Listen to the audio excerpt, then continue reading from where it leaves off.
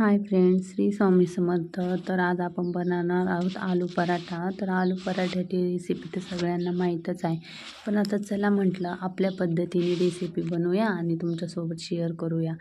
तर सकाळी आता रेसिपी बनवायची म्हणजे मग संध्याकाळी सकाळच्या नाश्त्यासाठी काय बनवायचं याचा विचार करावा लागतो. मग म्हटलं आता उद्या आलू पराठा बनवायचा, मग दही घातलं रात्रीच.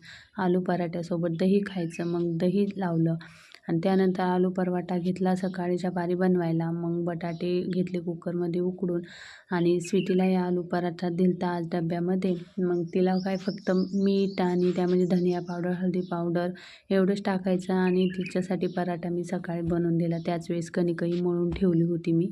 मग त्यानंतर मला तो उपवास होता, मग यांच्यासाठी पराठा घेतला बनवायला आणि मी सगळं त्याचं सारण वगैरे तयार केलं. आणि सारण तयार करून झाल्यावरती आता पराठा घेतला आहे लाटायला आणि त्यानंतर तवाही तिकडे तापायला ठेवला. पराठा लाटून झाला, मग तव्याला मी थोडंसं तूप टाकलं आणि पराठा त्यावरती टाकून दिला. व्यवस्थित पराठा भाजून घेतला. कसा झाला पराठा? छान ना? रेसिपी आवडली तर नक्कीच शेअर आणि लाईक करा, सबस्क्राईब करा. तर भेटूया नेक्स्ट ब्लॉगमध्ये. सर्वांना तोपर्यंत बाय बाय.